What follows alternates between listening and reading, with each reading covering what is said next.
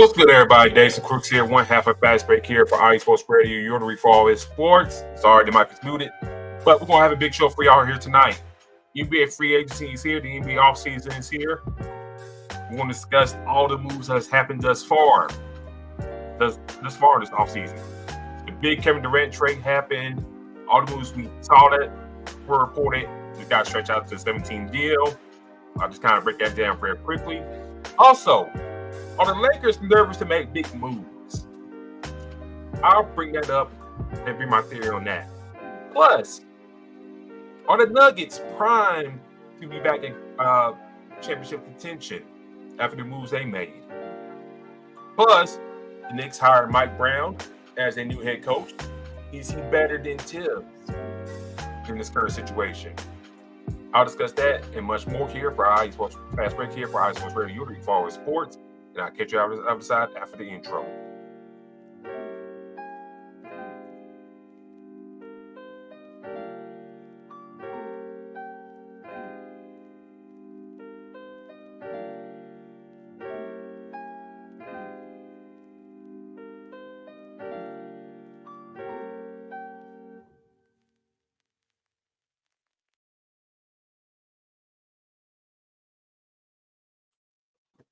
Yeah, what's good, everybody? This is Davidson Crooks here. I'm going to have a fast break here for IE Sports Radio. You're the for all sports. All right, a couple things to note. I got to get this out here. D-Lock's on a recruiting trip down in Florida, so he may not join here in a little bit. If we don't, it's all good. We kind of talked about this after the show last week, so we'll see. Secondly, there probably wouldn't no show next week unless something big happens in basketball, meaning like a big trade, big signing, which all the big signings already happened. So I don't foresee that happening in the NBA circle. So we'll see about that. So that's a couple things to know. I had to bring that up, talk to y'all about real quick. And, with the NBA offseason kind of, dead now. I don't say dead, but it's just like Adam Silver's kind of whip dream of a hard cap in the NBA has really come to fruition. The NBA offseason is kind of dead now. You don't see a lot of big moves. I know a lot of teams don't have cap space, stuff like that. Like Davidson, a lot of teams didn't have cap space on it. So if the Celtics had to make moves, the Lakers didn't have much to work with. Also Reeves might be starting to get traded. All these teams didn't make moves. I know that. Still, I'll make the point that Adam Silver, and going back to what's the last lockout? Was it 2012? That last lockout in 2012 when they started like in Christmas that year, the NBA did. And I probably had to find an article, but I remember this article very, very promptly right here. That Silver, when he was deputy commissioner, said that his goal of his and go to the NBA, well, go for him. Stern, I don't know how he felt about that, but go for him is like to have an NBA hard cap down the line. When? He said, I don't know, but to have an NBA hard cap down the line. And now we kind of see it with the tax aprons, 1 and 2, the moves and stuff like that, the lack of moves. And that's why you see all these teams making trades and stuff like that, to try to at least do something, do some shaking and moving, get out the tax apron and all that good stuff. And you kind of see, also with these moves and stuff like that, and the tax aprons, that, a lot of these owners don't want to pay big money for the tax. Right? The Boston Celtics, for example, granted, they had new ownership come in, but do they want to, after spending the money for the team, do they want to go pay over about close to $300 million in tax penalties to everybody else in the league? Probably not. And some of y'all probably listen to it saying, like, pay for the other teams. If you pay these penalties, that revenue you pay into the tax and stuff like that, all these taxes and stuff like that, even in years past, gets distributed to the other teams around the league. So, say for instance, Boston kept Porzingis, Drew Holiday, kept that core intact for at least another year. Going to the season, so okay, New Orleans say, okay, yeah, Jason Tatum's out, but even with him out, we got Jaylen Brown, Derek White, Drew Holiday, Porzingis, whatnot. I think we can run it back. Then we had to pay that big old salary tax, and that tax will go distribute all around to the league. That's what will happen. Now, of course, Jason Tatum's hurt. Luke Cornett left. Porzingis traded. Drew Holiday got traded. Different Boston Celtics team we got coming down the pike here for next season. So, the NBA off season is here. The draft happened. We did like a long show breaking down just the first round and stuff like that. Get our analysis on that. So check the playback on that as well on the NBA draft, and then just kind of touch up things on the draft and stuff like that. Things I brought up and stuff like that, like 2 years ago. Victor Wembanyama got all the press, all that stuff, all the love, all that stuff, and rightfully so. But I also brought in the broadcast last week, like, why did Cooper Flag not get that same love and that next generational type of love for him going to Dallas? I think one thing the NBA is kind of, shooting itself in the foot, and I say this in my draft losers as well, like the coverage, how they present these players. Victor, hey, you went ball to the wall, man, you did do too much on the overselling, but you did got the point to sell to the folks. Granted, yes, he's a Frenchman, but you sell to the folks to the point that, okay, this is a real deal. 7'5", unicorn type of basketball player, can run the floor like a gazelle, can shoot the three at ease, block shots. But a very unique player. Then I said, last week's show, like Cooper Flag, for example, you know, you got white players in the NBA, but most of them are from Europe. But you really haven't had a white American player in high stature like this in a very long time. And one could come in and be very good. And Cooper Flag could be that dude. So I just thinking like kind of dropped the ball on the press of Cooper Flag not getting that generation love and stuff like that. And he's been getting that love since he was in high school. Why are we not bigging him up? Just saying. Why are we not bigging him up like he did Victor 2 years ago? Why we ain't doing Cooper Flag here? And plus, he's going to a nice market in Dallas that he should be getting all the love on stuff like that, in my humble opinion. So I just think the NBA and its draft coverage and the coverage in general kind of dropping the ball and everything, how they presenting themselves to the league. And I think this is a good point to talk about the NBA offseason. Like, this is like things they should be open wars to correct and whatnot. Like, you got the inside the NBA crew coming to your ESPN. One thing I brought up a couple weeks ago, you know, you gotta let those guys do their own thing. The first episode or broadcast of that show come next season, you can't have Stephen A. Smith right there to be in the same set. You can't do that. I don't care how hard Stephen A. pushed to get on that show. He can't do that. Because if people see Stephen A. Smith along with those guys on that first broadcast on ESPN, it's not going to gel well. It's not going to job well for the folks. Yeah, maybe bring them on later on, like somewhere in December or something like that. Cool, but not in the first broadcast, not in the first month. You know what I'm saying? So that's just my thinking. Going to the off season, I think the NBA got a lot of things to work on, and I think they got a bank on a lot of things that happen to go their way. You know, to kind of get things back into the positive in a sense, and get things rolling with the week and get things, folks talking, all that good stuff. I think that's a lot of things they, you know, and then just kind of look at the news going on around. So the Suns, I'll get to more in a second, but the Suns are exploring options for Bradley Beal and engaging the market in interpretation of a buyout, according to Mark Stein. So we're doing the Bradley Beal trade talk again. We're doing that trade talk again for Bradley Beal. I don't think he gets traded anywhere. Just real quick, and you know, damn,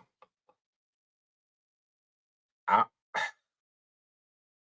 if he gets bought out, where are you gonna go? Like, think about it. I'm trying to think, like, how many places can he really go? Does he say West Coast? Maybe go to the Lakers or Clippers? Does he go like to Denver or something like that?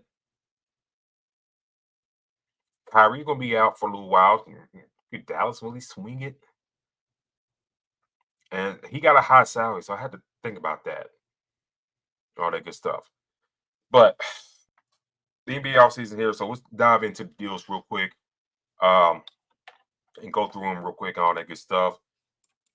So, talking about the Kevin Durant trade, this is all of it going down, stuff like that. Kevin Durant, of course, going to the Houston Rockets, going back to Phoenix in this big old trade they did. Jalen Green, Dylan Brooks, draft rights to Kaman Maluk, the 10th pick overall in this past draft, the big man out of Duke. Rasheer Fleming, Kobe Brea, Daquan Plowden, who's getting waived by the Suns, and 2 second-round picks in 2026 and 2032. So that's who's going back to in Phoenix. You know, we broke down this trade, I think, during the finals, I believe, because it came around the finals time. But kind of break it down again, you know, Durant, you know, going to Houston, you know, should fit in well with that group. You know, now you kind of look at a lineup of Sagoon, Durant, um, you know, they signed Dorian Finney-Smith. I don't know if you start him, maybe, maybe not, to fill in that Dylan Brooks role. If you do, cool. But I don't know, maybe get Target Easton chance. Or I gave him myself. I mean Thompson's there. But now you kind of look at a line of a Sagoon, you know, Durant at the 4, Thompson the 3. The 2 spot is going to be very interesting. Now, you could move Thompson up to the 2 and put Finney-Smith East in there. You could, but I think you probably serve both of those guys come from bench. The only one that kind of like you kind of trying to find a role somewhere is Jarabi Smith and who they signed to a big long-term deal. But he's more of a forward, kind of like Durant is at his age, but he's younger than Durant. So I mean, you could put Jarabi Smith at the 4 and slide KD to the 3 and put Thompson at the 2, and then Van Vliet at the 1. But I mean, that lineup can work, but it's just like the lack of shooting ain't really there. I mean, yeah, you got Durant and Van Fleet there, but the other guys, Thompson, the shooting that is not there yet with him. You know, Smith, at this point, you know, can he get better along the 3-point line and consistently in the deep 2 contention? Now, Reed Shepard, the third overall pick from last year, I think he's going to get more heavy time. You know, Jalen Green gone. You know, can he step up to the plate and be the number third overall pick that they kind of envision him to be? He didn't play a lot last year for Houston. I think this kind of changes with Jalen Green getting gone. You got to see what you got in this investment in Reed Shepard. So, you know, he could be thrown to the wolves early, but I don't see that. I think Ime Ukata probably be off the bench very soon. But you look at Houston. I mean, Houston and stuff like that. Very deep roster now. You got Kid Capella back. You brought back Steven Adams. So you 3 deep at the center position. You know, Durant, Jarabi Smith at that 4 spot. Then you got Thompson and Donovan Smith at 3. And Torrey Eason that tweener spot as well. And that logjam created a space to try and trade away Cam Whitmore, who I was very big on as a Laker fan. I was very, very, very big on Cam Whitmore going to the Lakers. When you slipping and stuff like that in that draft, I said, damn, Rob Pelinka got a chance to get top 5 pick in the teens. And it didn't happen. You know, it didn't happen. And it drafted, you know,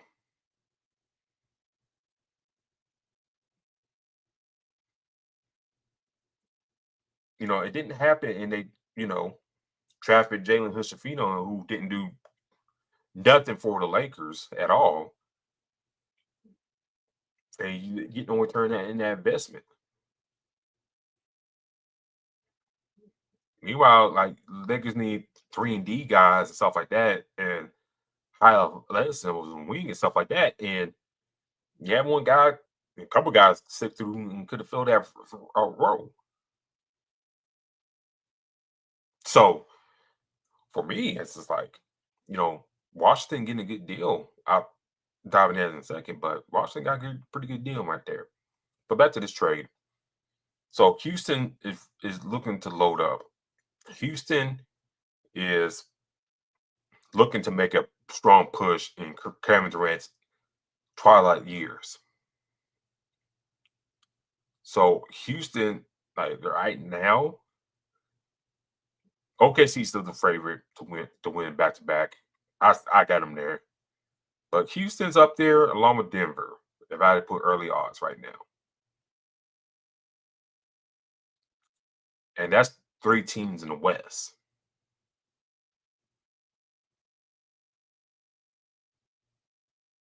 The 4th team, probably the East, probably New York Knicks. And if you had like a top 5 early on, if you were better and stuff like that, if I had to put a top 5 in there, I put the T-Wolves in there in the top 5.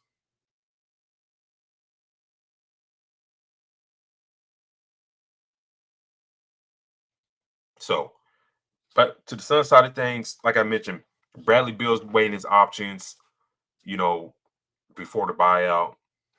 And then, Jalen Green, Dylan Brooks, I think you got those 2 guys as starters there, along with Devin Booker. And then, they trade for Mark Williams in draft as well. So you got Mark Williams in the starting position for right now. But as I say in the draft coverage, like if my Kamal knowledge, you'll get your time starting and stuff like that because Mark Williams can't stay healthy for shit. I mean, I hate to say it like that, but sometimes you need to be honest. And sometimes, as basketball analysts and guys who do shows like this, sometimes you gotta be honest with these players. Like, hey, dude, you really ain't done jack squad since you've been in the league. Robert Williams, another guy in Portland, who I think the Lakers should take a stab at, but he can't stay healthy.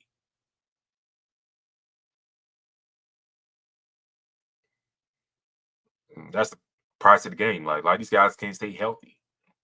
Yet they expect big contracts. Malcolm Brogdon, the guys who free agent, very talented player, can't stay healthy for nothing. So I just thinking,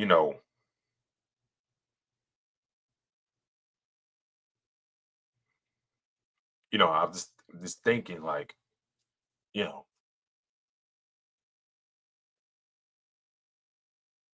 if you come on to stay healthy, build your strength, and you get your time to shine and stuff like that, all that good stuff.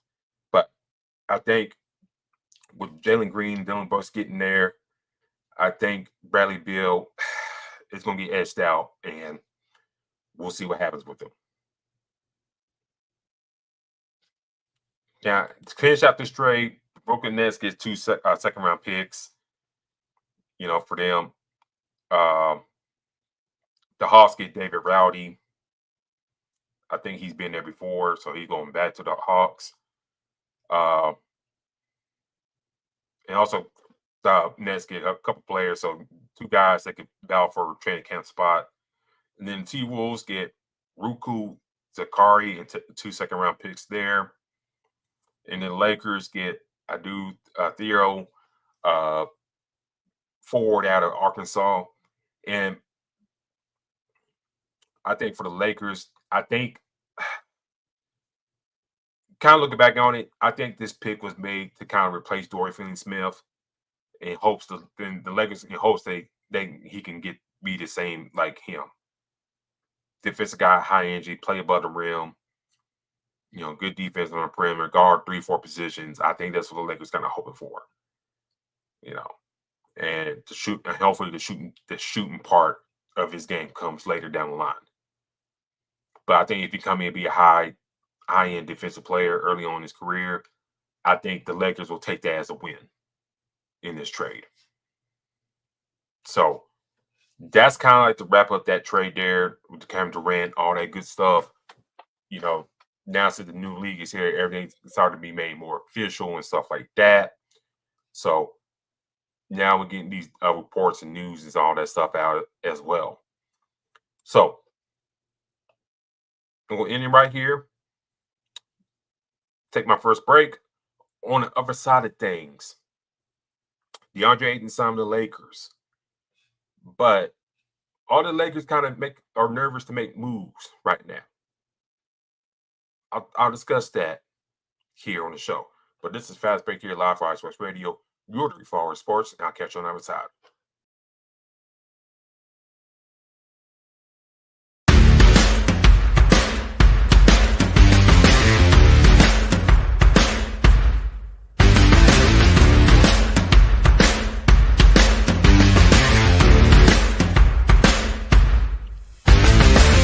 Hi, eSports Radio fans.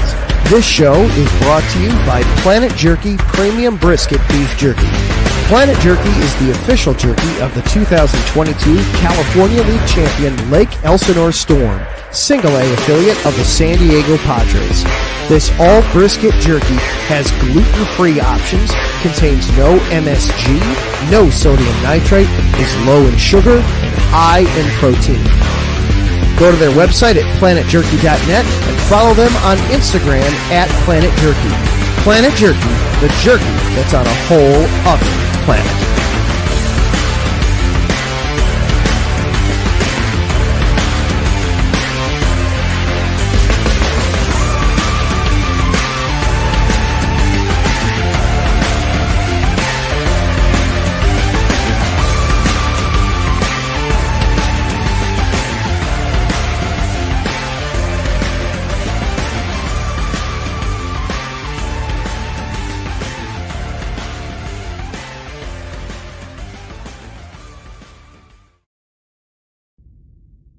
Rise and shine. It's 4 a.m. The stars are still out. The sun is beneath the horizon, but it's time to punch in and go to work.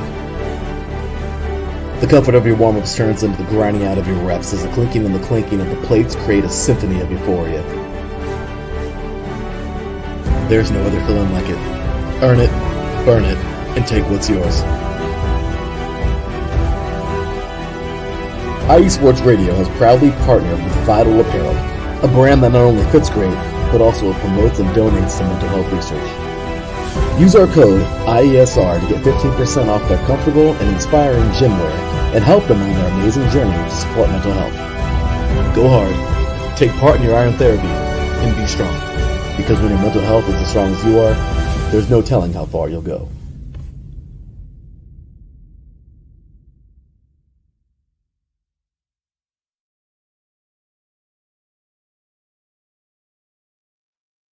And welcome back here to the show here for iSports Radio, York Knicks Sports. This is Davidson Crooks here. We'll have a fast break here for the network. All right. I left y'all a little teaser about the Lakers. I know Lakers. Like Marsha. I get that. Sometimes it's kind of exhausting to talk about the Lakers. Even me as a Laker fan, as y'all see here, it's exhausting to talk about the Lakers sometimes because sometimes, damn, like the Lakers seem like they always in the mix for some, bull crap, stuff like that. But I said it earlier in the show. Are the Lakers, nervous to make moves? Now, why I say that?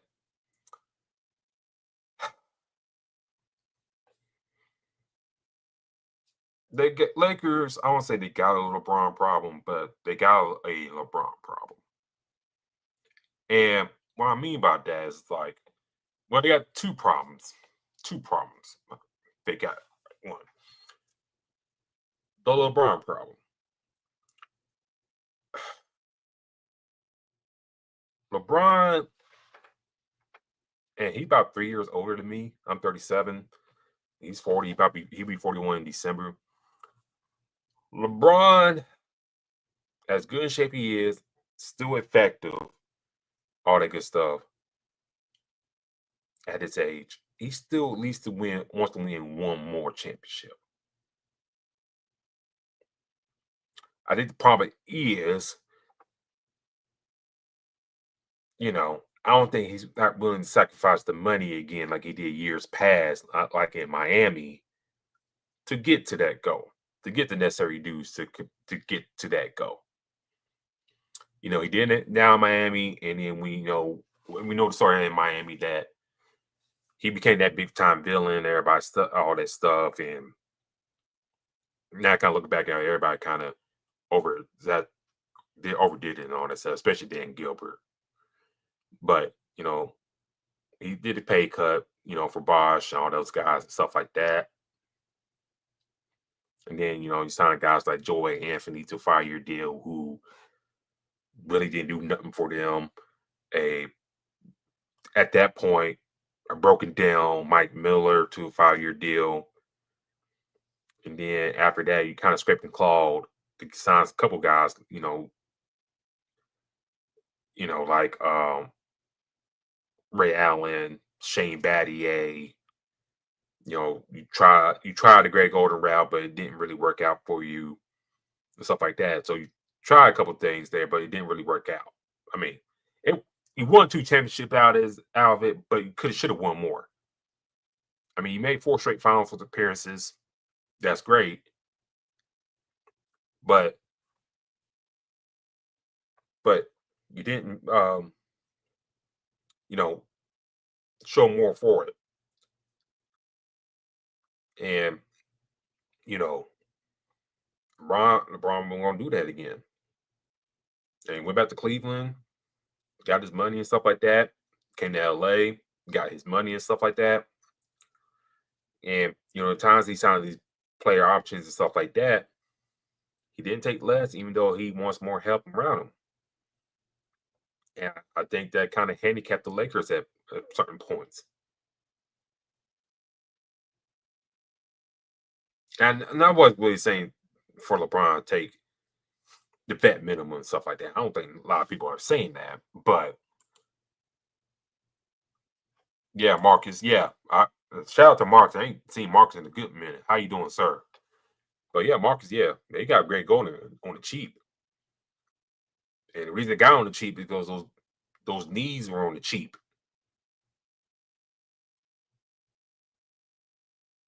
So I think, for LeBron,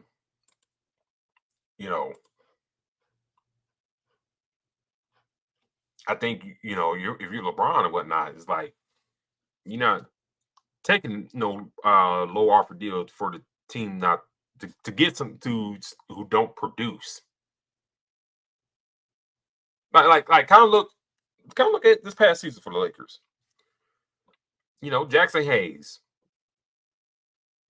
got on a vet minimum deal for the past couple of years, re-signed again. But JJ Redick chose not to play him in the first round, in which the bigs of Minnesota just kind of ate your ass alive down low.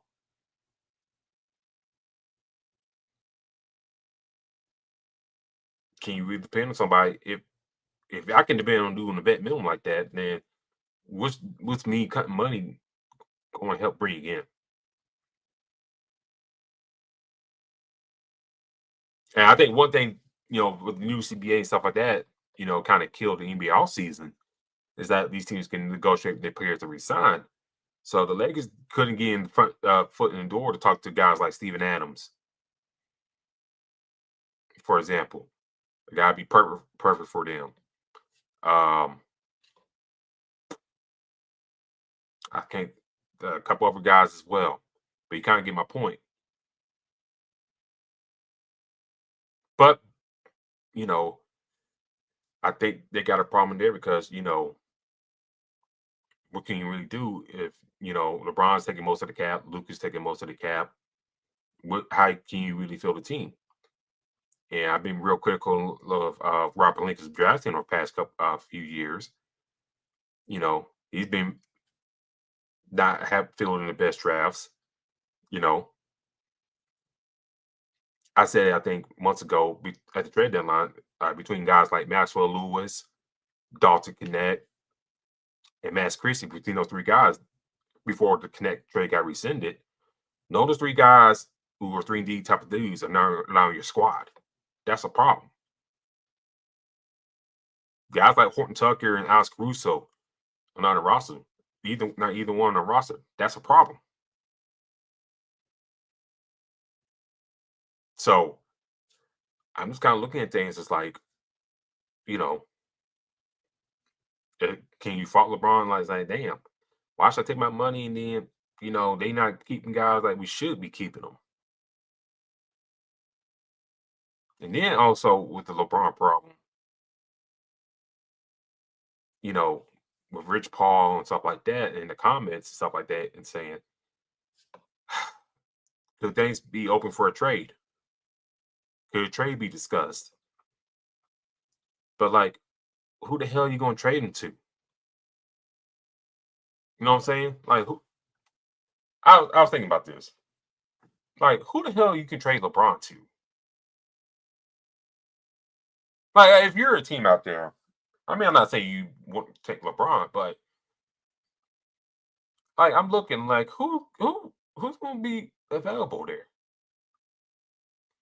The only trades I can think of my top of my head, if he wants to go back to Cleveland, him and his son, package them both up, and then maybe they send back Jared Allen and Darius Garland.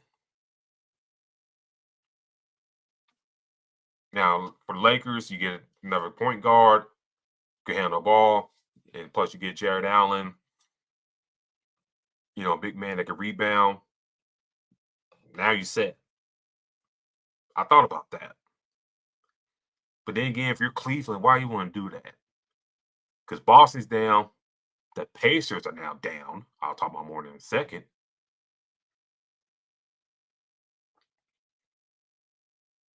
And the Bucks are, they stretched Dame. And Giannis is undecided.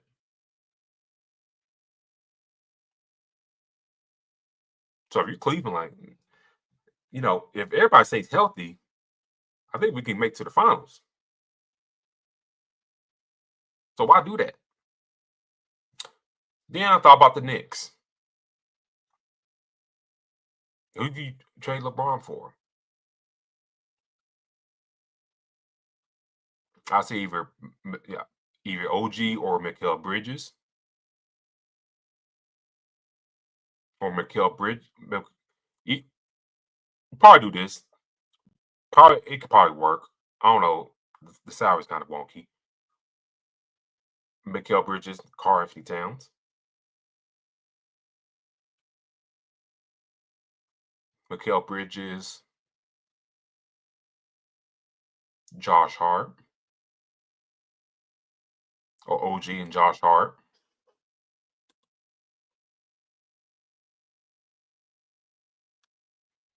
Just throwing it out there. So I think like all contenders, that's the only two places you can really do. I mean, you could do Philly and do something with Paul George there, but is Paul George in the right space right now? Does LeBron want to go there? I mean, it's nice to play in Embiid, but how healthy is he?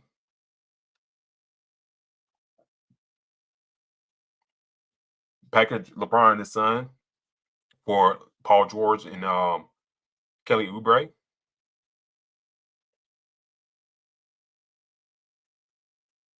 Now you're looking at Philly like, okay, LeBron, Joel Embiid, Tyrese Maxey, Jared McCain when he gets back healthy. Not a bad squad right there. Mark is bringing up they shouldn't have got rid of Alex. Yes, they shouldn't have got rid of Alex. And one thing that I think that's kind of bitten Rob Pelinka in the backside, and Magic Johnson too, that I think at the time that they offered Caruso a deal,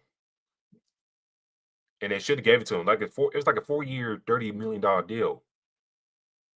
And they didn't give it to him.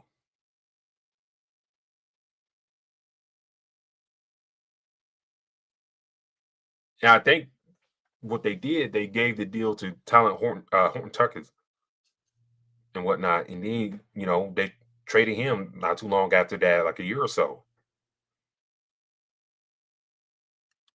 And coincidentally, Caruso and Horton Tucker wound up together in the damn Bulls. So yeah, Marcus, they should never got rid of Alex.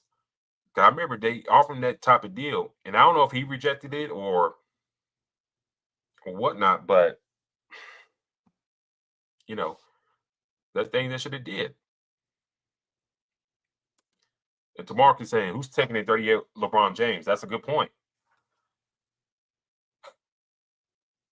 Like I mentioned, 3 places you can trade him to potentially. Cleveland, which like I said, I don't understand why they would do it. The Knicks. I say the Knicks are more shocked because James Dolan, who do something fucking dumb like that. Excuse my language. And then maybe the Sixers. Maybe.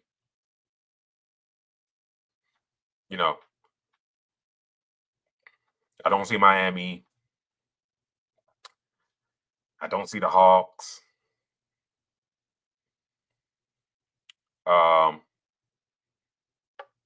That's really about it, ladies and gentlemen. So if you trying to trade LeBron James, like that's the 3 teams right there.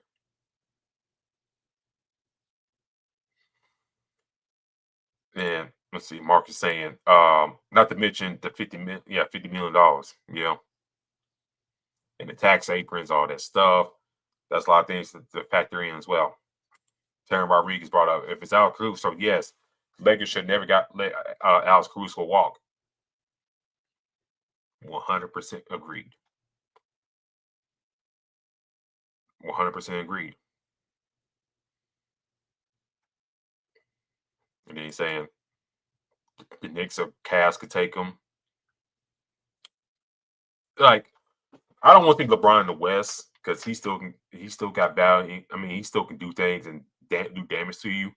So I don't want to see him in the West. As a Lakers fan, I don't want to see him in the West. I thought about Dallas, but I mean, who would they give up though? You know what I'm saying?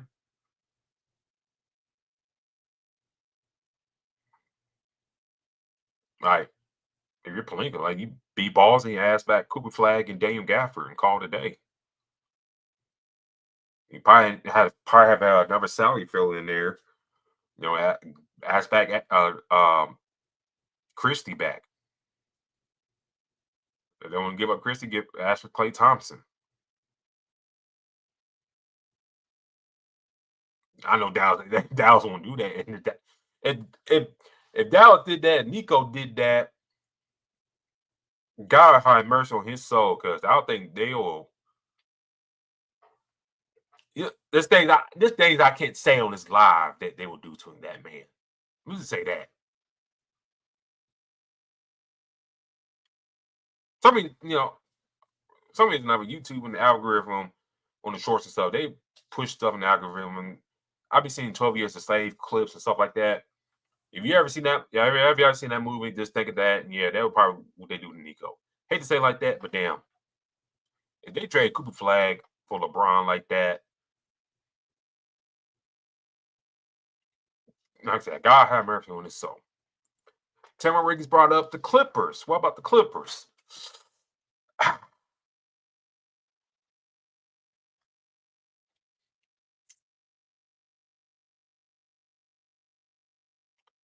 Let's see.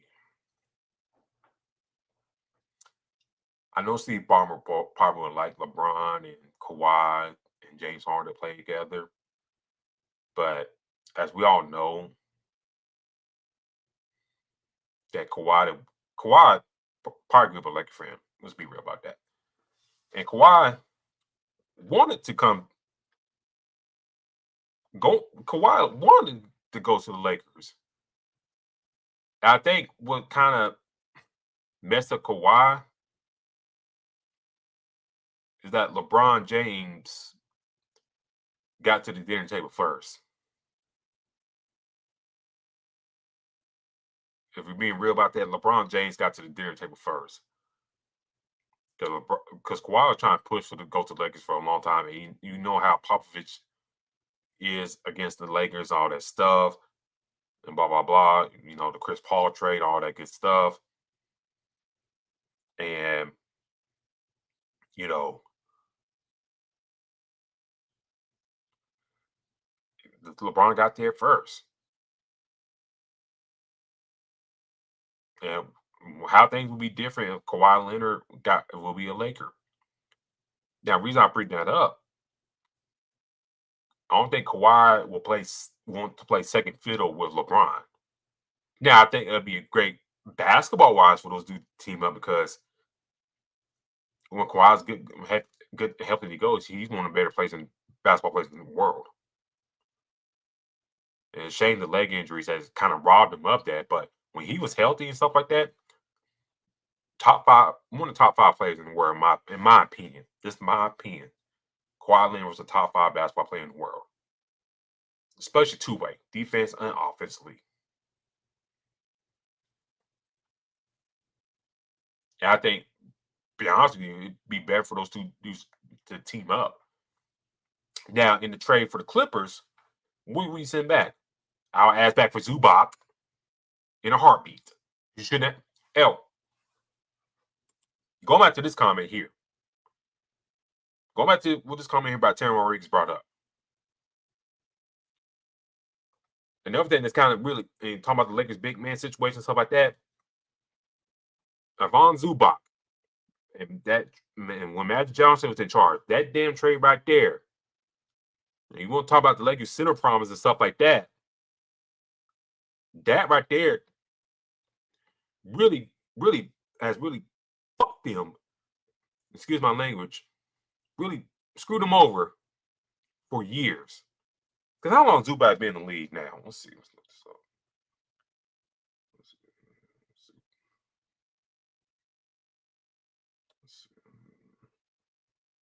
See, Zubac's 28 years old. Let's see.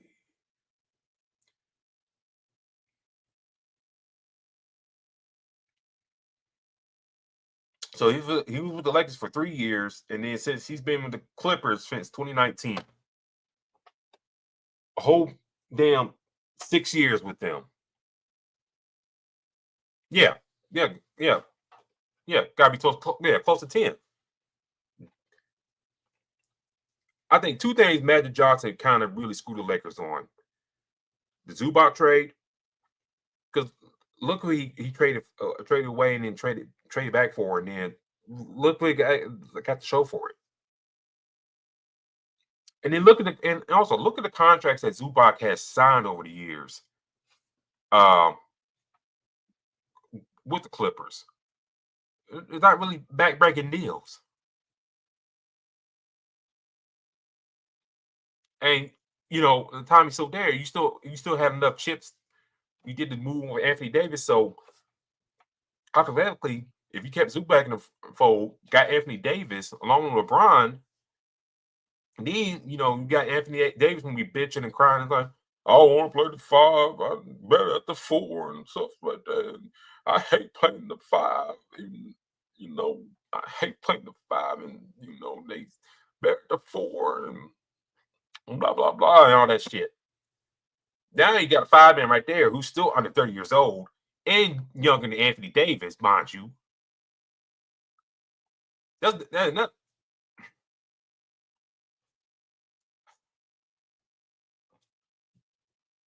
I say this as a Lakers fan.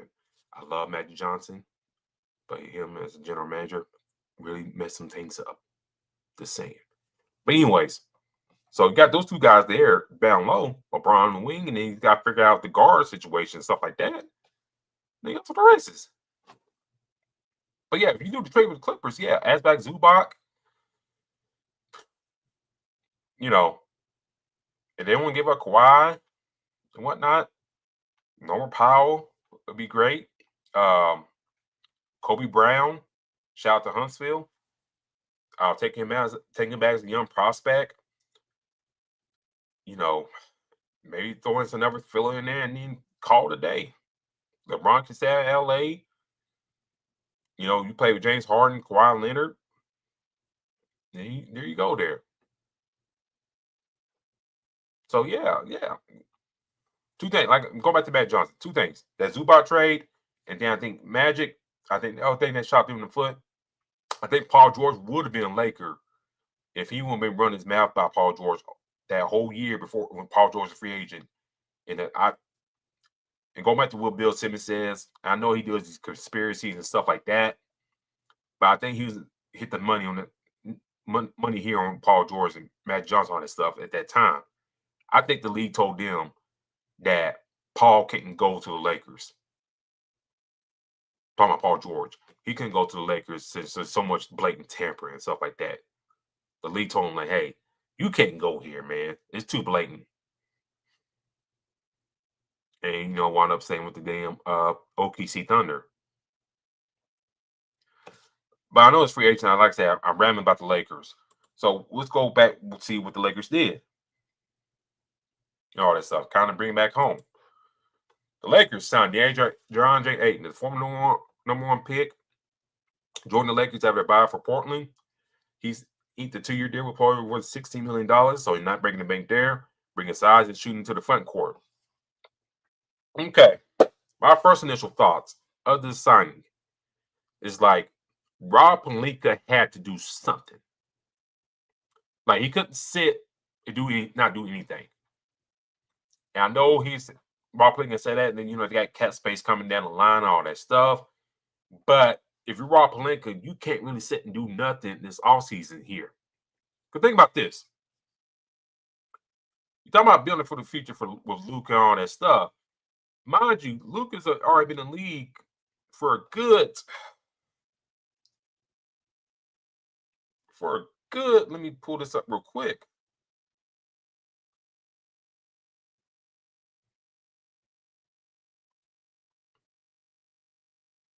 He's already been in the league for a good 7 years. So you got Luka's already been in 7 years, already been to the NBA Finals. The time is now. The time is now to do something with Luka. He's at the prime of his career.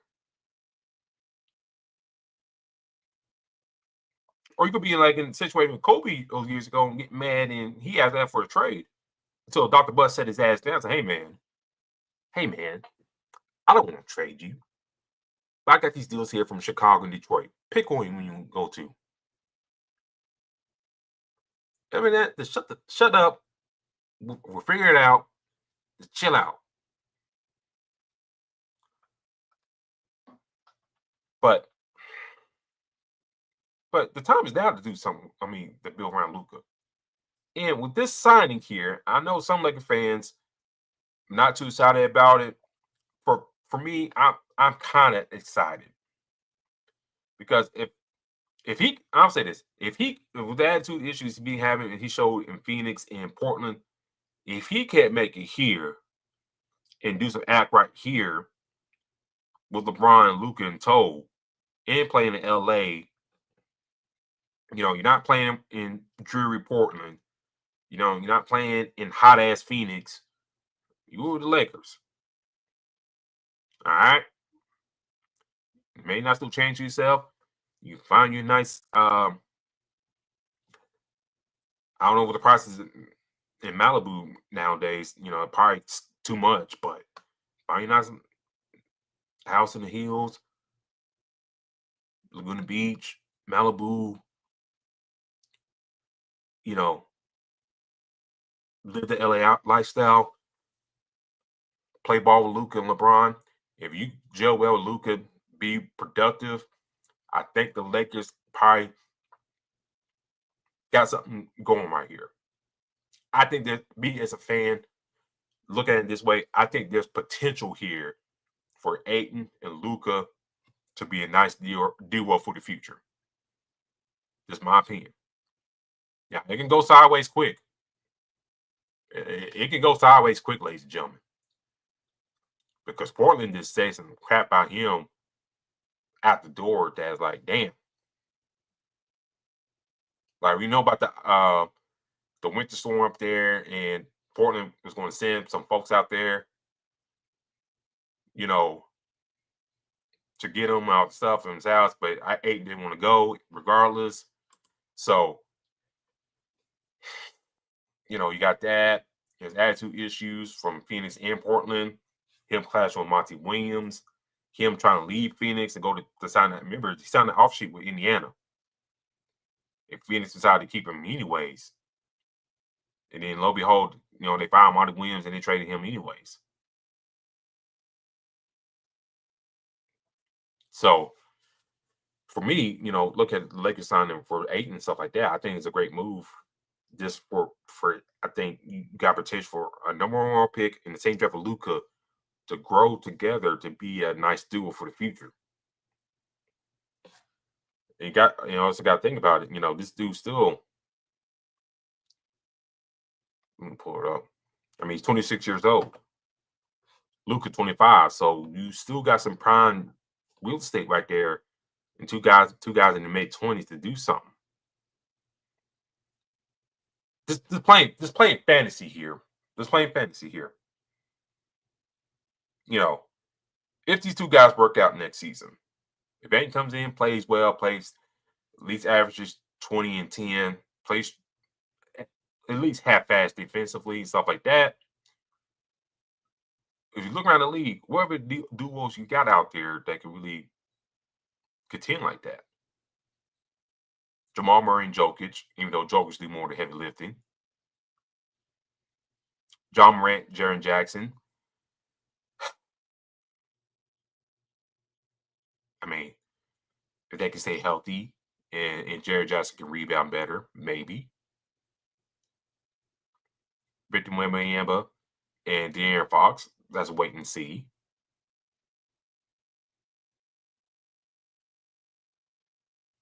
Anthony Edwards, Julius Randle, not a bad duo, but you kind of saw the shortcomings in the Western Conference Finals. And then I think you got the top of the list is Shai Gilgeous-Alexander and Jalen Williams in OKC.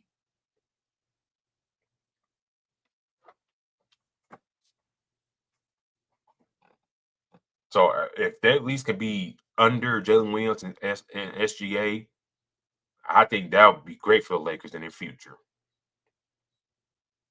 But that's ifs and buts. And then, like I said, it all depends on DeAndre Ayton. How hungry do you want this?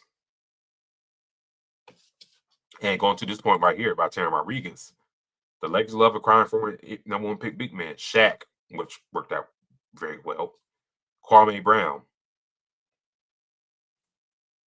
You know what? I'll say this about Kwame Brown.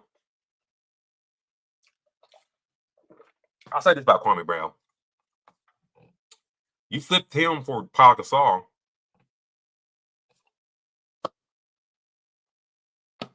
That's the only real positive about that. I mean, you flipped them for Pau Gasol and you got 3 finals appearances out of it. So that's a net positive right there. Dwight Howard. We know the first initial run was not great. Could have been better. And then when they finally signed Dwight, he thumbed his nose and went to Houston.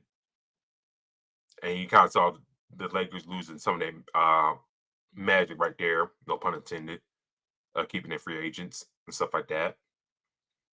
But he came back, redeemed himself, won the championship, should have brought it back.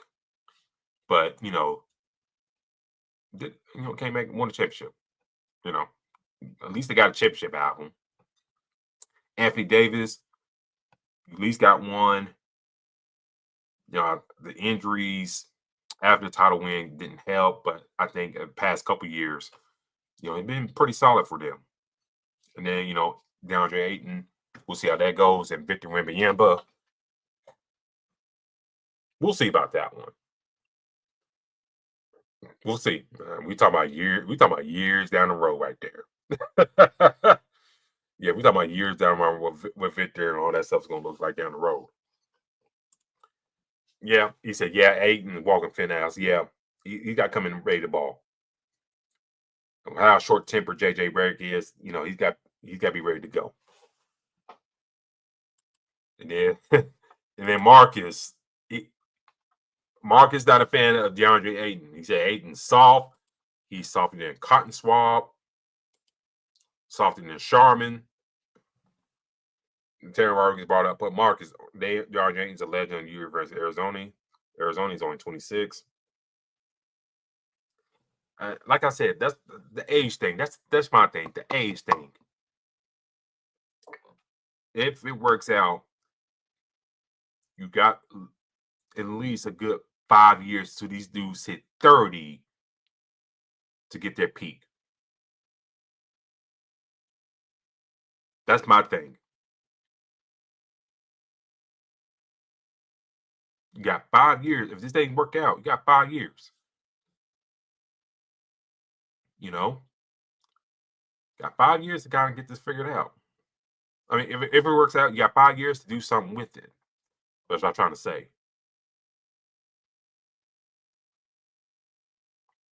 If you look around the league and stuff like that, besides the OKC Thunder, everybody else, someone got question marks. Denver, I don't question Jokic. Jamal Murray, yeah, you want to chip with him, but at times it's like there's somebody out there better with to compliment Jokic. But to finish out the Lakers moves real quick, they resigned Jackson Hayes, to keep him in the fold. He worked well with Luka. I think Luka liked that, so they kept him in the fold. We'll see how that goes for another year. And then they signed Jake LaRavia, wing depth, for the Sacramento Kings. We'll see how that works out. I ain't seen too much of. I ain't looked at highlights for him yet of Jake LaRavia, so we'll see how that goes and all that stuff right there. And for him to be the Lakers' first signing, a lot of people on Rob's net like, damn, dude, you signing him? You got other dudes out there you could be targeting. Just saying, all that good stuff. But I ran about the Lakers a little bit too long there.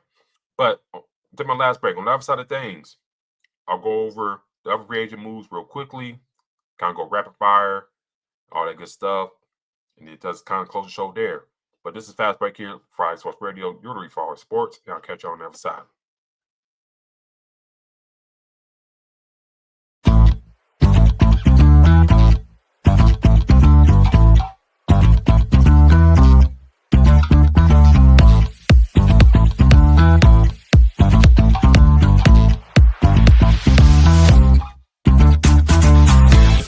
Hey there, IE Sports Radio fans. Be sure to check out our sponsor, Seal the Deal Wax Seals by Cecilia B. You just finished your very own wedding or baby shower invitations and you're looking for that extra special touch? Maybe you just wrote a letter to a relative or a friend and you want to add to their smile when they receive it. Then seal the deal with Cecilia's handmade sealing wax stamps for your invitations, letters, and gifts. You bring the deal, we'll bring the seal. You can find them on Instagram at sealthedeal_wax stamps and on Facebook, Seal the Deal Wax Seals.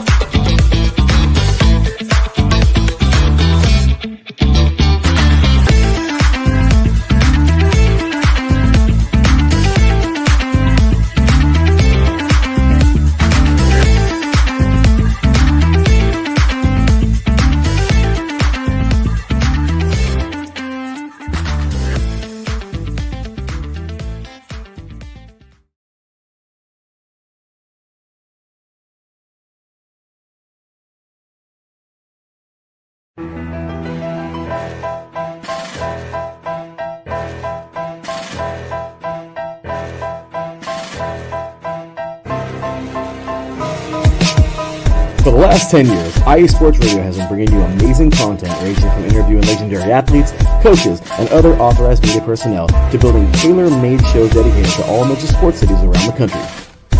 Make sure to follow us at IE Sports Radio on X, Instagram, Facebook, TikTok, and YouTube to keep up with the latest in sports and with all of our shows. Also, make sure to check out our daily updated website at iesportsradio.com. At iesportsradio.com, you can see our daily show schedule and check out all of our show pages with personal bios to learn a little bit more about each of our awesome hosts. In addition to our show pages, you can catch the IE Sports Radio blog, Hall of Fame, Fans of the Month page, and our merchandise shop including t-shirts, tank tops, caps, long sleeves, hoodies, and more.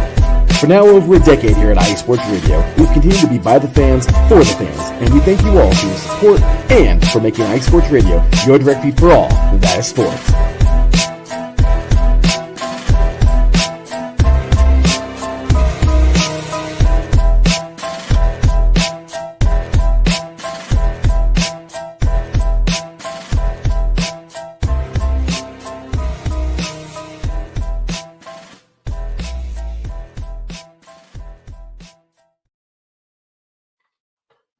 And what's good, ladies and gentlemen? Thanks for tuning in. We're Fast Break here for IE Sports Radio, your week for sports.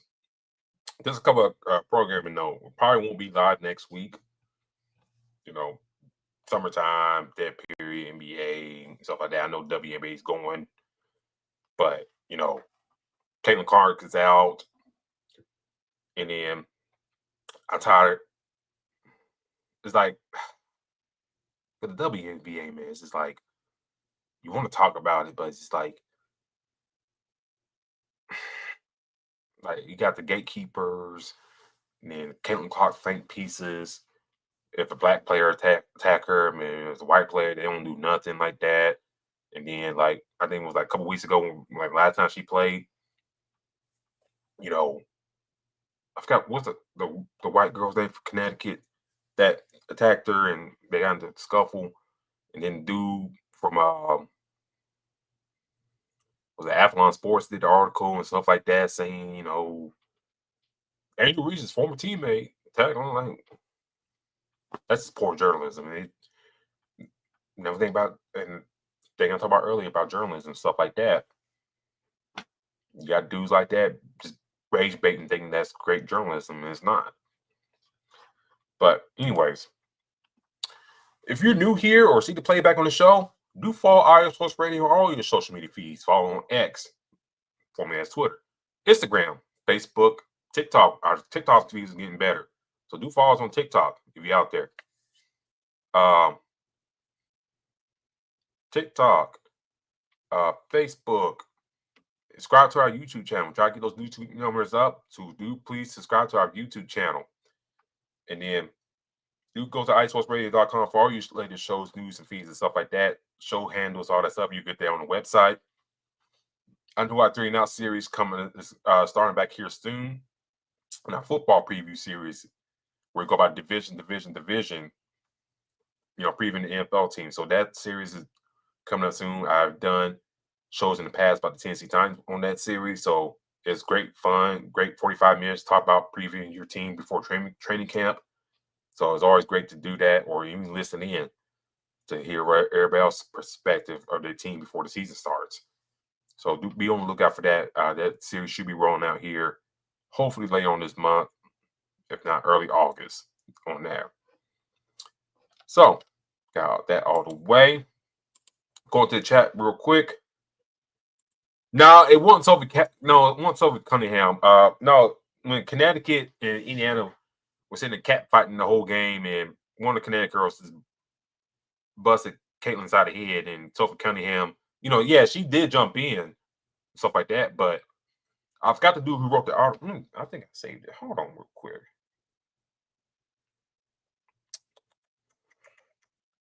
I think I saved it. Let's see.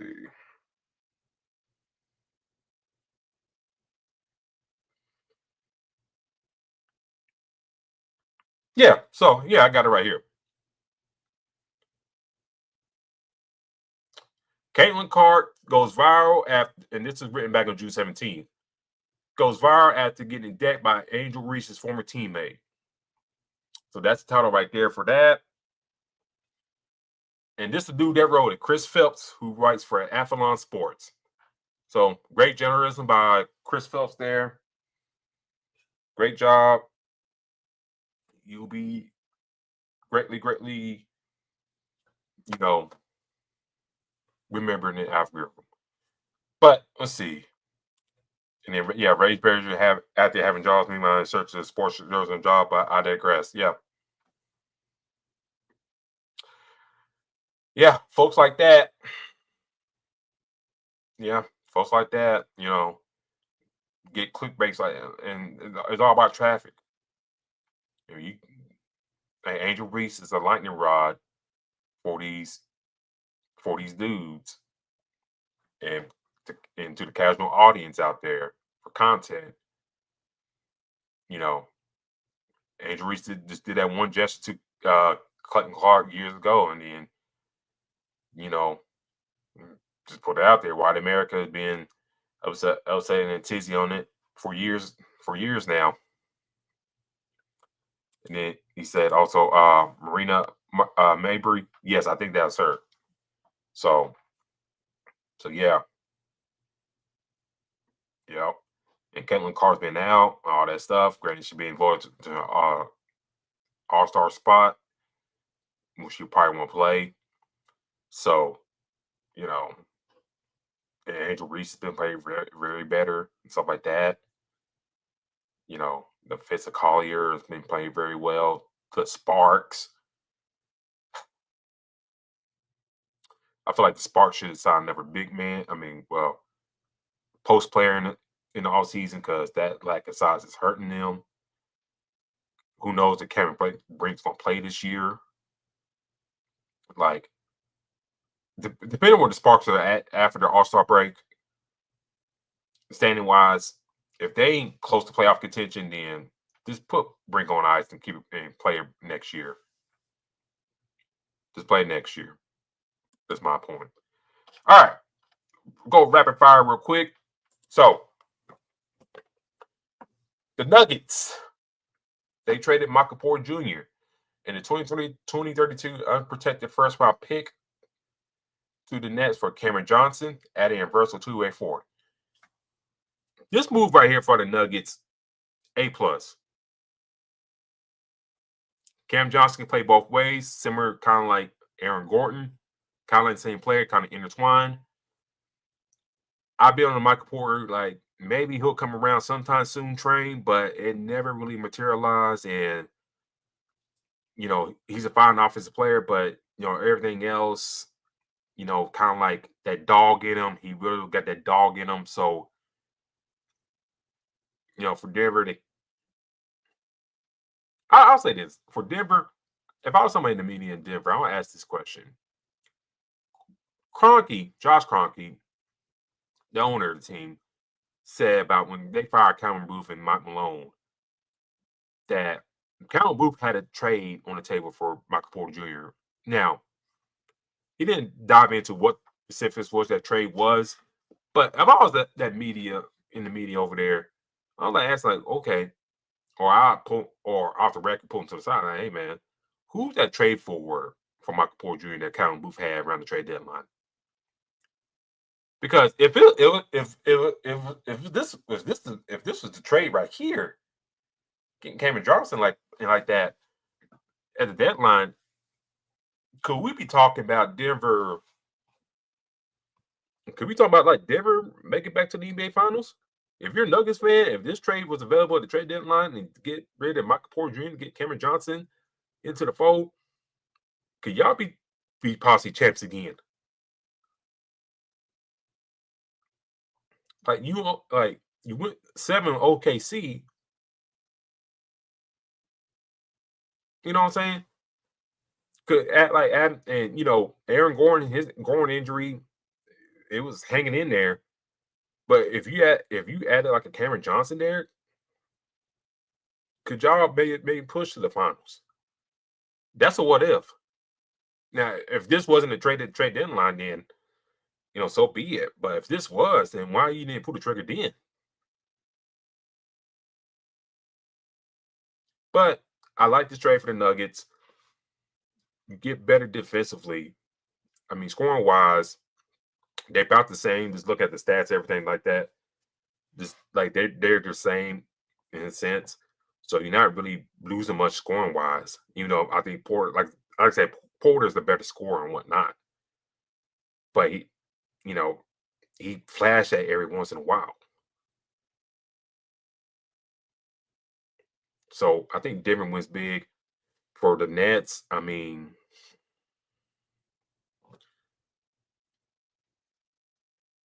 just throw Michael Porter out there and see what he does. I'm kind of curious if he can be that good player on a bad team, stats type of guy. Can he go to Brooklyn and average 25 points a game? Is my question.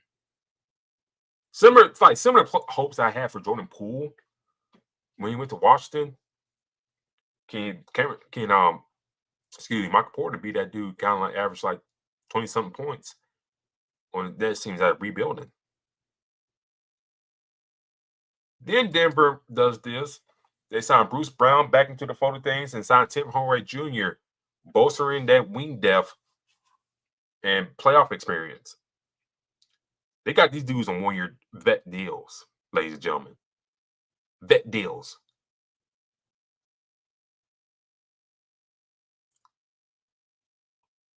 And we saw how important Bruce Brown was for them.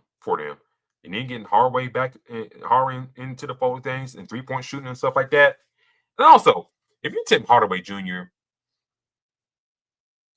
and you just with Detroit, I know you're sick in your stomach that they gave that deal to Duncan Robinson.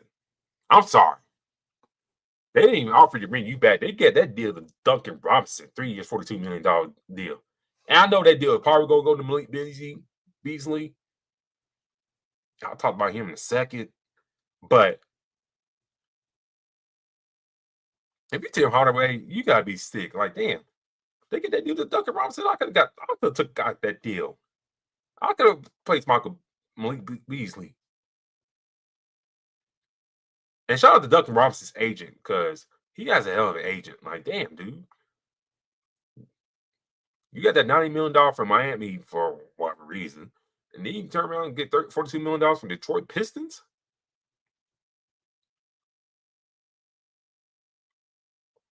Now, if I do early winners and losers, I got to put the losers in Detroit. Because you could have signed Tim Hardaway cheaper than this.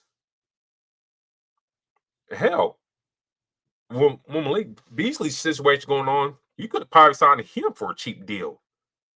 He probably take any type of money that he can get to pay off his debts. And before I continue about the Nuggets, since I brought it Malik Beasley here,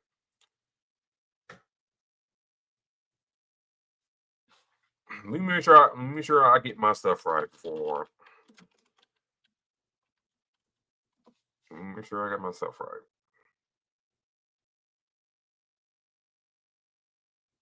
Okay. I'll get back to Denver in a second, but sidetrack. Malik Beasley is under investigation with the NBA for gambling. Beasley's under federal investigation for allegedly betting on NBA games during the 2023-2024 season of the Milwaukee Bucks. One flag incident involved suspicious betting on January 31st, 2023 game with heavy wagers were placed on him grabbing fewer than 2.5 rebounds, and he ended up with 6, but the unusual betting pattern triggering red flags. So you got that. There's other videos out there that, he's like getting rebounds, driving coast to coast to cut the odds and stuff like that as well. There's some people accusing him maybe throwing the playoff game against the Knicks, where he caught the ball in the corner and he stepped out of bounds. And not stepped out of bounds, but dropped the ball out of bounds in the playoffs. There's people accusing him of that. So there's a lot of questions on Malik Beasley. But here's my thing, though. Here's my thing. D-Law talked about this. In his time in Milwaukee, I guess, he is being sued by a Milwaukee barber. Yes, his barber, dude that cuts hair, for unpaid loans. Up to $60,000. I think the barber thing was like $30,000. How the fuck you owe a barber $30,000 damn dollars? I would like to know. If y'all been following this show for years, I had locks and stuff in my hair and stuff like that. I rarely get my hair cut, stuff like that. But when I do get a haircut, man, some of these dudes around here trying to charge $60 to $100, stuff like that. They dudes, I got my dude Tito down the road. He charged under $30. I think that's probably like the right price for a cut. I'll say the only reason I say $30 because I tipped them $5 damn. So we're talking about 25 right there. Probably need to go there and get shape up here soon.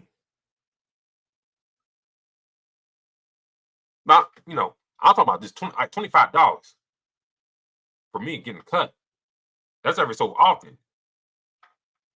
I don't know what Malik Beasley, if you see this video, man, dog, what are you doing to justify getting be in debt $30,000 to your damn barber like that? Your barber. Are you getting like? And I think that's another thing that get these young dudes caught up. And I kind of hate about these these people just trying to support these young dudes. Ain't no one aware no damn barber should be charging a high price just because they make millions of dollars. Hell no. If I was an NBA player and some barber trying to charge me $500 for a damn cut, I'm blasting his ass on social media.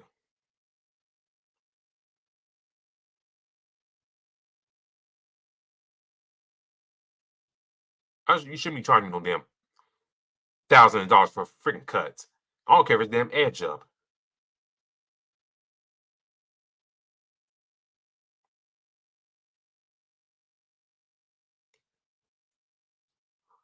$30,000. $30,000. You in debt to your barber. $30,000 to your barber. Dentist. I don't know where he's getting done, but I understand the dentist to a point. Even though I think that will charge too, because the American healthcare system is another animal to talk about down the road. But your barber should not have you on the hook for $30,000. No way in the world that should be happening to you, sir. You better be better off wolfing it. Some of y'all don't know what that means. It's kind of just like shit I'm doing right now. Just letting it go. But it gets worse for Malik Beasley. He's facing a $1.6 million lawsuit from his former agency, Hazan Sports Manager, for breach of contract and unpaid advances. So since this dude probably in the league he's been mismanaging his money and being taken advantage of by folks. And then a Maryland lender won a $5.8 million judgment against him for defaulting on a bridge loan.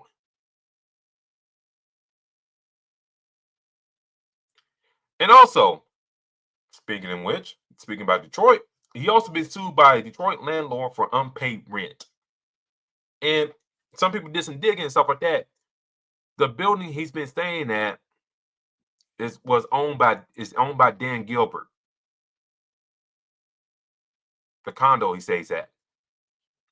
So, and some of y'all don't know about Dan Gilbert, he owns his family. I think his family owned Rocket Mortgage, one of the biggest mortgage companies in the country. I think it maybe in the world as well, in real estate. So yeah, Dan Gilbert owns that, and rental properties, all that good stuff, all under his umbrella. He owns that. So you talking about a dude? Let's see.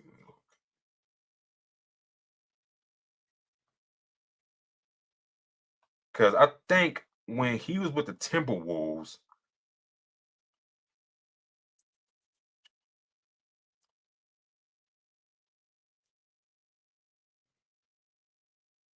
yeah, when he got traded to the Timberwolves, he started to make more of his name stuff. He with the Nuggets, all that stuff.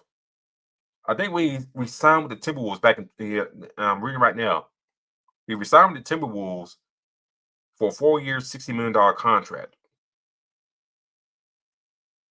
Now, he lost 12 game checks due to a guilty plea in a criminal case. So he takes some money from there. And then, play for the Jazz and then play for the Lakers. And then, the Lakers declined his team option. Then after that, he's kind of been bouncing around. And here we are. And I think, with this play with the Pistons, they were going to give him a big time contract. I think they're probably looking at it between him and Tim Hardaway, who to keep. Well, they decided to bring Duncan Robinson in, but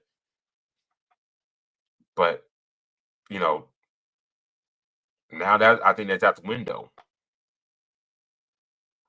So I hope for Malik Beasley in the offseason he gets signed somewhere, and hopefully somebody could pull him to the side and manage his damn money. Somebody who's trustworthy to manage his money, because he can't be like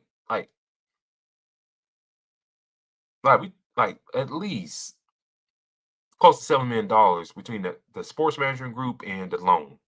That's $7 million right there. And he got paid, and then all the taxes. Look, all the taxes got paid.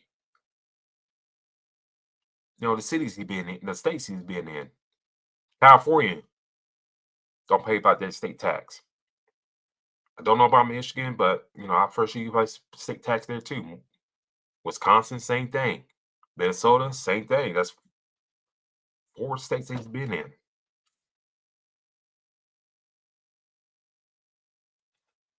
So I hope he figures it out. I really do. Because he's like 28 years old. And stuff like this could put you out of the league. Like, he's like, and I also stand written everything. Like, he's been selling off his future contract and stuff like that to pay off his stuff.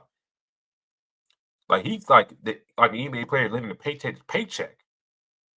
And that shouldn't be the case.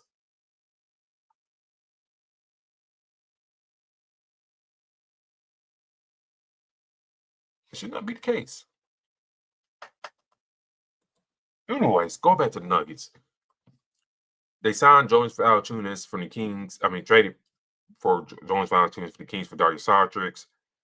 And I think that was a good move for them. But also, in turn, Jonas Valanciunas may be looking at an offer from Greece right now. So that's something to keep an eye on. If he goes to Greece, then damn, that takes the Nuggets down a peg. Teams that shoot put good odds to win the NBA championship. But if he stays, if somebody like Jokic and Aaron Gordon talk to him, hey man, we got a good shot here, to kind of clip the Thunder, then I think he'll stay. But they went through the trade and stuff like that, and we saw that goes with them. And then I'll talk about this and I'll get out of here. I think another big news that came out during free agency. Miles Turner signed a 4-year deal, 4-year, $107 million deal with a payroll option and 50% trade kicker. He replaces Brook Lopez now with the Clippers as the new defensive anchor. I did not see this coming.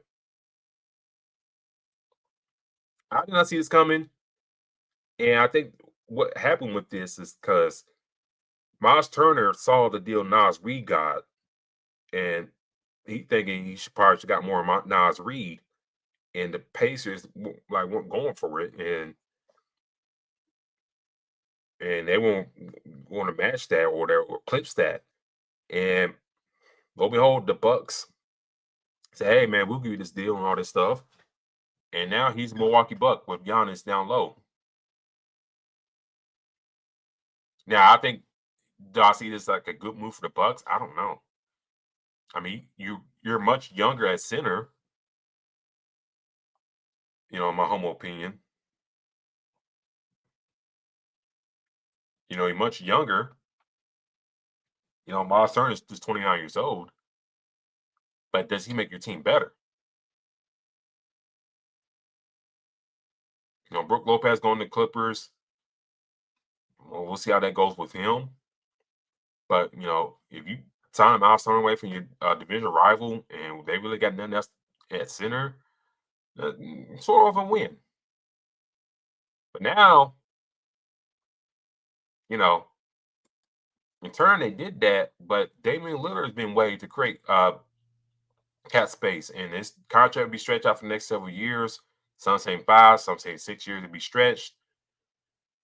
So now you got a glaring spot in point guard. And yes, I know they resigned Kevin Porter, back to a nice 2-year deal. They signed Gary Harris to a veteran deal as well. They added Mark Sears in the undrafted circuit as well. And then he brought back Gary Trent Jr. So you got those pieces in the fold for the Bucks. But I was thinking, damn, you really don't got a starting caliber point guard there. So we'll see if Kevin Porter can replace that. I don't see that. And they also re-signed Jericho Sims as well. So that's another good signing there with them. But I thought the Lakers should look at, because he can jump out the gym. And I think that kind of been a good signing. Kind of replace Jackson Hayes. We're going to be real about that. Just saying. But if you're the Bucks and you're a Bucks fan, okay, sign Miles Turner, cool. What we're going to do at the point guard spot?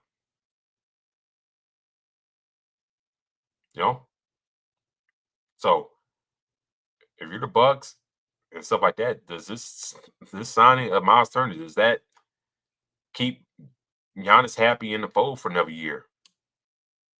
That's a big question right there. I don't know. That's a fair question right there. So those are some of the big moves that happened over the offseason. Charlotte, they traded for Pat Connaughton as well. They signed Spencer Dinwiddie. So they signed a lot of guards, but not a lot of big men in the fold. So I'm kind of curious where they're trying to go in the offseason and what they're trying to do in Charlotte. What else happened? Oh, Cam Whitmore traded from Houston to Washington. I think that move was more for the future. If you got to look at Washington's roster, a lot of expiring deals and stuff like that. But I think those young guys should be elevated to those roles in 2026, 2027.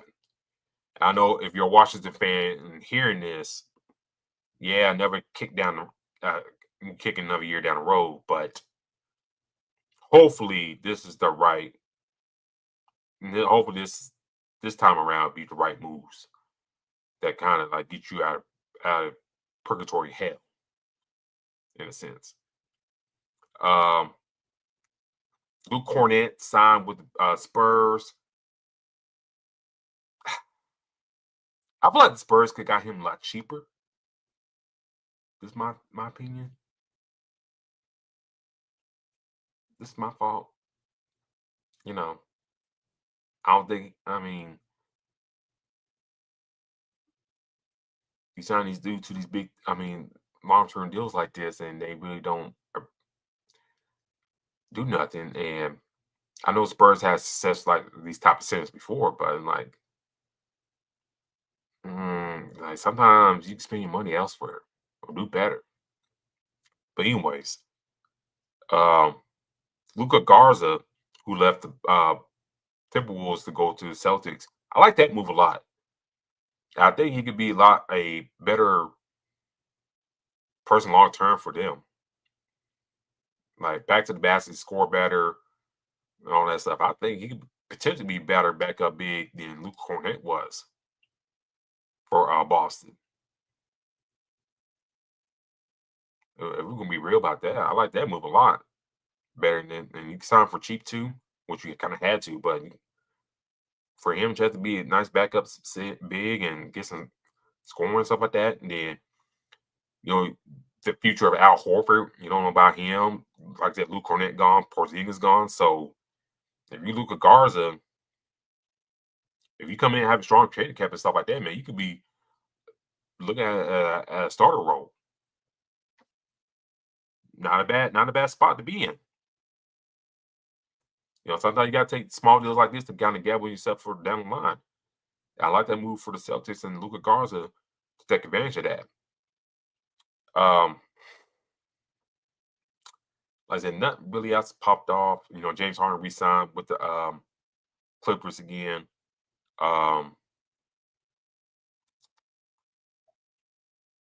Kelly Oubre re-upped with the Sixers.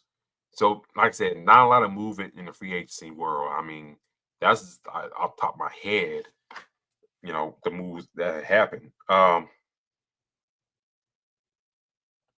me pull a spot rack before I get out of here.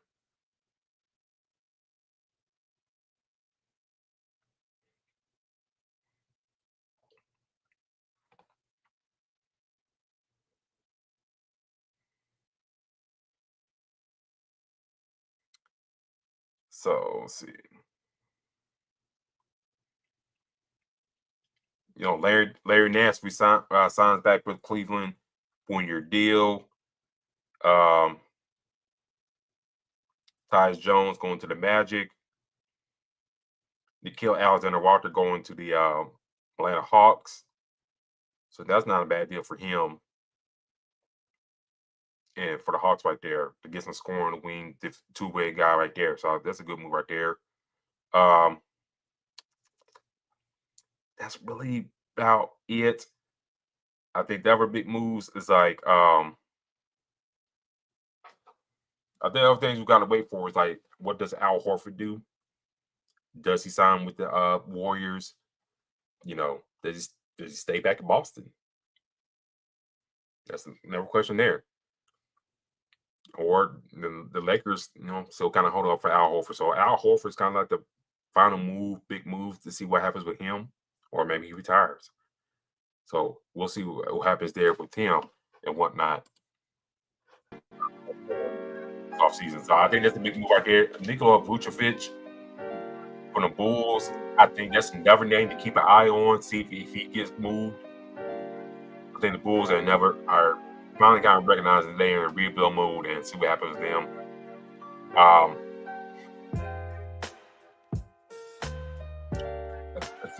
That's really about it. And I know I didn't talk about Mike Brown getting hired by the Knicks, but just real quick thoughts on the Knicks and hiring Mike Brown.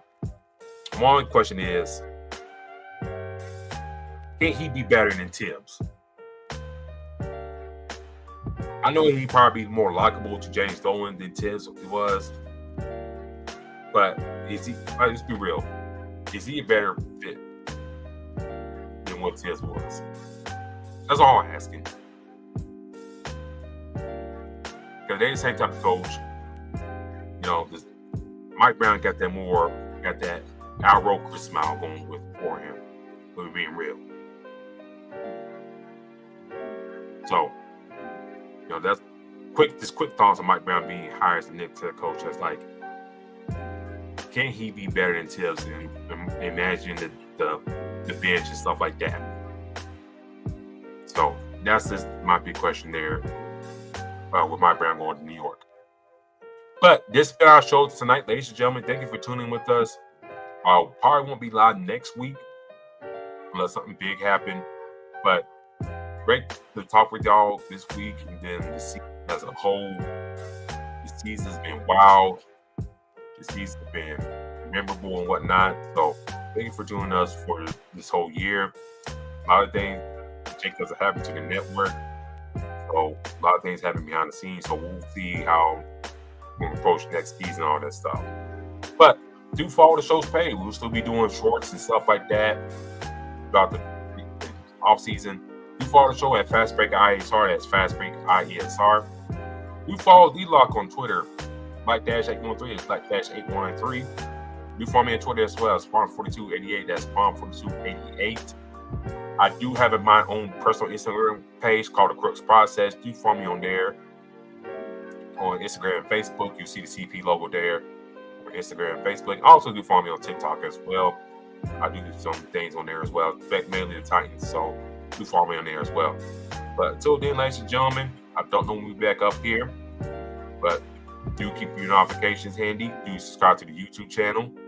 And you might see myself and D-Lock on here sometime down the road. But until then, ladies and gentlemen, take care of yourself. Be safe out there. Talk to y'all later. Peace.